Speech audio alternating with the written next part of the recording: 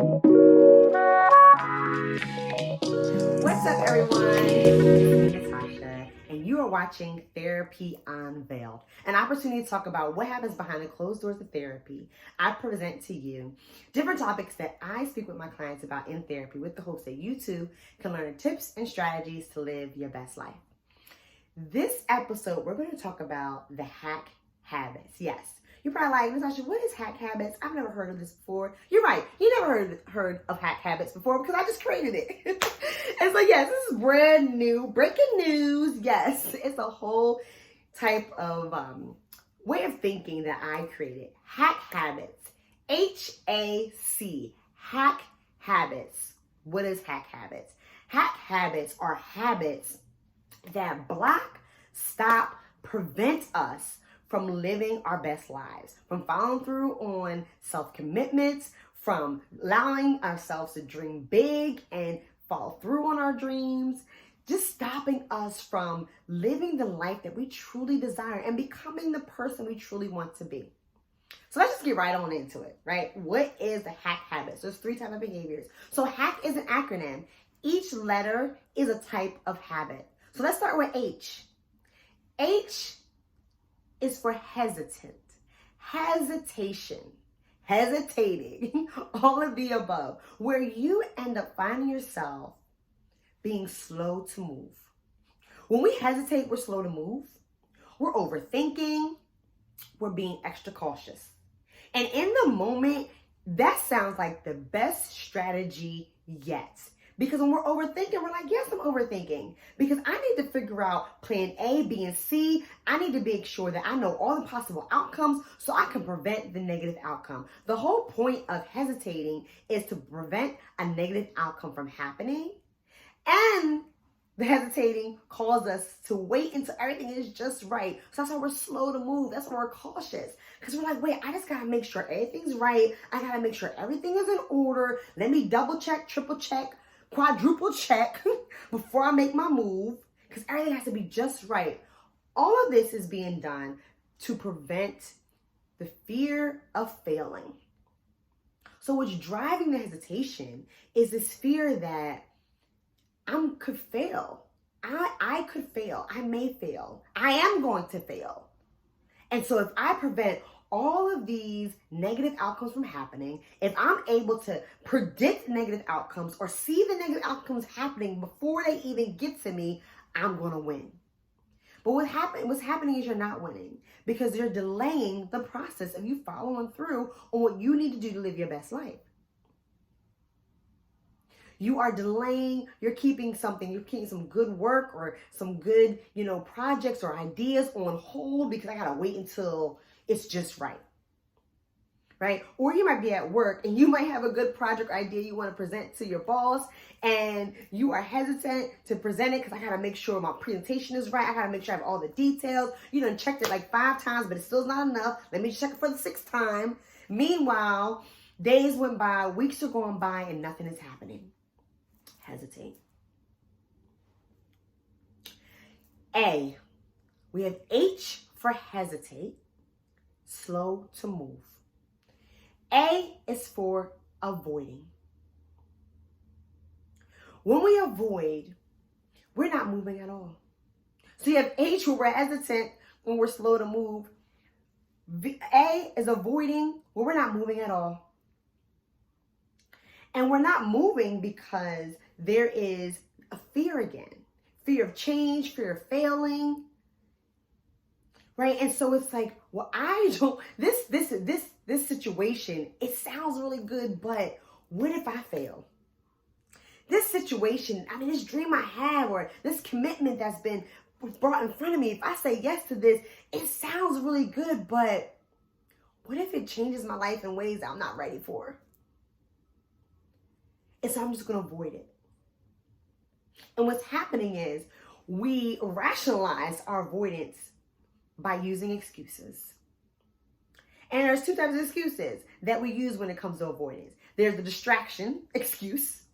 Oh, I really wish I could take that promotion, or I really wish I could quit my job, or I really wish I could take on this opportunity, but, I just don't have the time. I don't have time to do all that. That's just a lot. Or where my schedule is, or I didn't go to college for that. Or this situation just happened. Or did you see what just happened in the world? Oh, no, I'm going to pause. This is too much going on.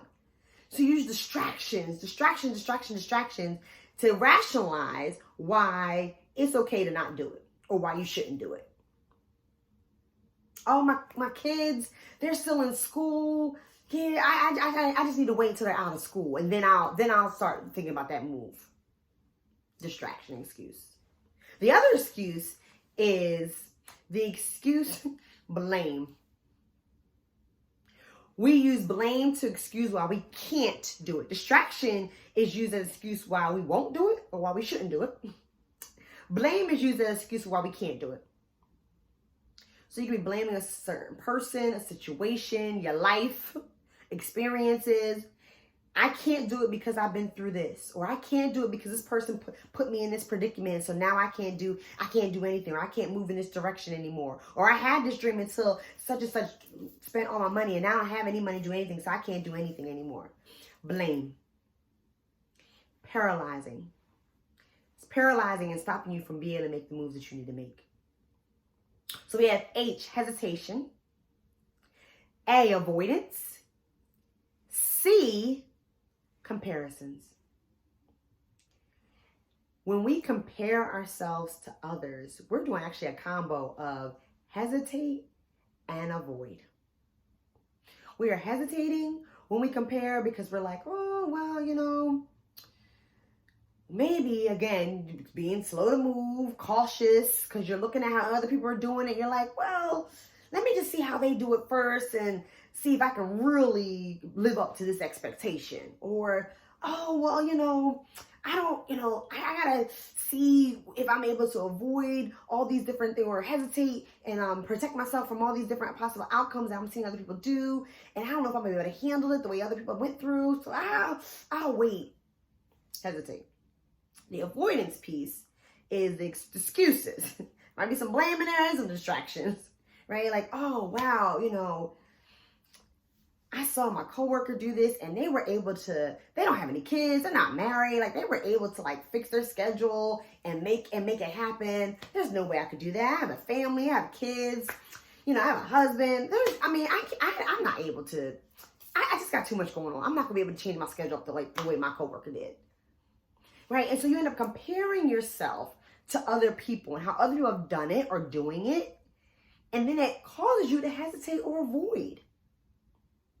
And what happens is, if you do make a move, let's say you do make a move, right? You do make a move, but now you're doing it based on the opinions of others. So how you're making your moves is based on what the world is saying how you should be doing it, or what coworkers or family members or friends are saying how you should be doing it. And so you're doing it that way. Or you might be making a move based on somebody else.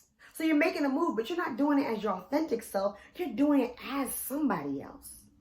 So for example, let's just say you took a work promotion, a promotion you've been dreaming about, promotion you've always wanted. And you step in this role, you're excited, but now you're thinking, well, any other person that's had this role, this is how they did it. They sounded this way, they acted this way, they handled conversations this way, they interacted with coworkers this way. So that's how I'm gonna have to do it. I gotta do it that way. And before you know it, you find yourself operating and moving and shaking as a different person. And you just feel so unfulfilled because you're not being yourself.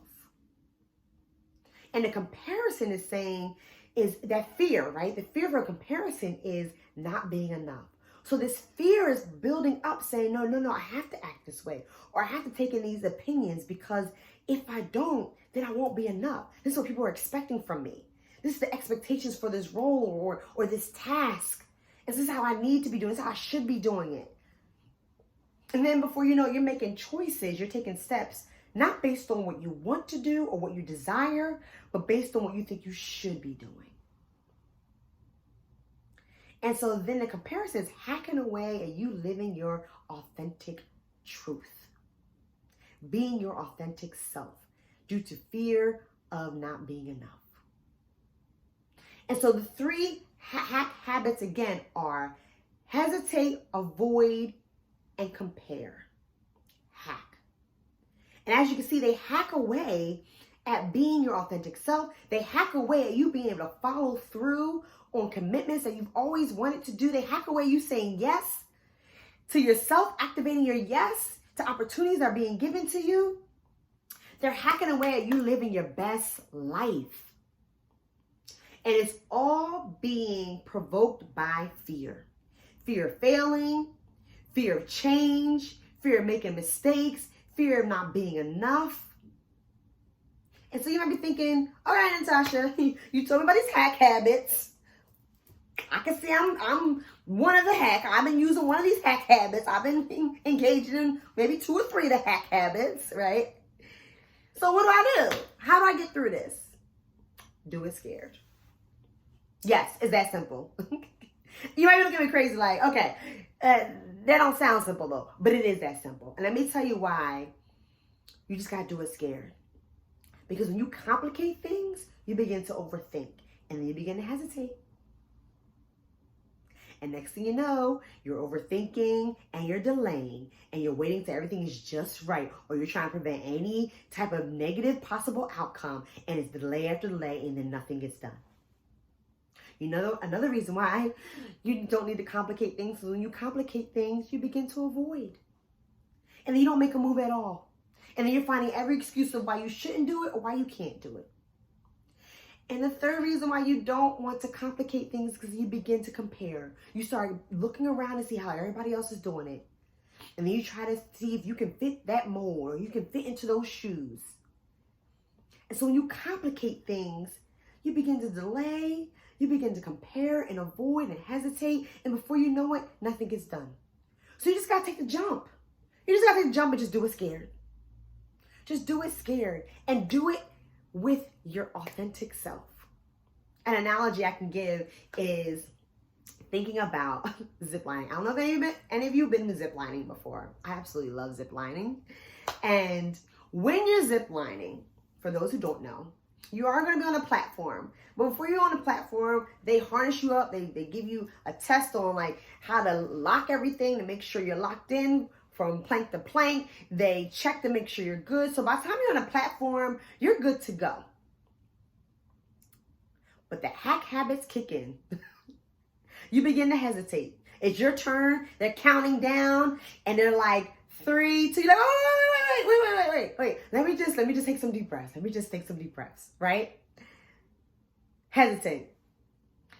You begin to overthink things. What if I fall? What if things break? Safety measures have been checked. You're good. But you begin to overthink. And before you know it, now you're slow to move. And they're like, all right, I'm ready. Then they start counting. Wait. And then you begin to avoid. I can't do this. I'm scared of heights. Or, you know, I've seen other videos and people falling off. I'm not doing this. You find excuses why you can't do it.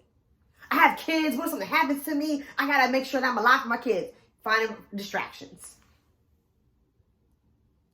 They counting down 3. Wait. Holding your breath. Or you're in line and you have a 10-year-old in front of you and you're like, wow, this 10-year-old is just jumping off the plank with no problem. I'm a grown person. I can't even do it. This is ridiculous. Oh, this is so embarrassing. How a 10-year-old gonna be able to do this? I can't. Comparing. Before you know, you start psyching yourself out. Hacking away. But the people that get through the zip line, even the ones who are scared, because let me tell you, I've been through a lot of zip lines where people are scared. And they just do it scared. They got people in the background. You got this. Room you on. You got family members, whoever you with. You got this. You got the workers. Come on, you got this. But if you let the hack habits get in the way, you're telling yourself, no, I don't have this. I don't have this. I need to slow on down. I need to avoid this whole thing. Oh, there's other people doing this. There's no way I can do it as good as they are. There's no way I can be as brave as they are. Hack habits. But when you just allow yourself to trust that the harness is locked in, I'm good. I checked 5 times before I even got on the plank. I'm good. When you allow yourself to trust yourself and say, I am able to make good decisions. I wouldn't put myself in danger. And you just allow yourself to jump. Let me tell you what happens when people jump. The ones that are scared. They close their eyes when they jump. They're screaming. And then as they're going on that zip, and their eyes are closed, a lot of times people are like, open your eyes. It's so beautiful. Open your eyes. They're like, I can't. They're like, open your eyes. They finally open their eyes. And they see the view. And they're like, oh my God, this is beautiful. And then when they finally make it to the other end of the plank, they take a deep breath like, I made it. And that was the best thing ever. And they love it. And let me tell you, this is why you gotta do it scared. Because when you just do it scared, in the process of you doing it, you're like, dang, I'm really doing this. I'm really making it through. Even if I made a mistake, I was able to pick myself back up. And then when you're victorious on the other end, you're like, yo, not only did I do this, but I did it scared and I succeeded. That's why you gotta just do it scared. Don't complicate things. Don't let the HAC habits prevent you from living your best life. Say yes to those opportunities. Say yes to taking those risks. Because let me tell you, when you do it, you're going to be so happy you did, because you'll start living the life you desire and becoming the person that you envision being. So I challenge you. I challenge you to do it scared and get rid of the HAC habits. I gotta go, y'all, because listen, I went way over time. I know I usually do maybe 9-10 minutes. We on a whole 17-20 minutes. So I'm gonna stop now. But make sure you check me out on Instagram at speaklife_SLT, Facebook at Living Speak Life. You can also check out my website, speaklifetransformation.com. You also can check out my Linktree / speaklife_SLT is also right here in the corner. And that can get you access to all the different things that I am doing. Until I see you guys again, make sure you be bold, be safe, and speak life.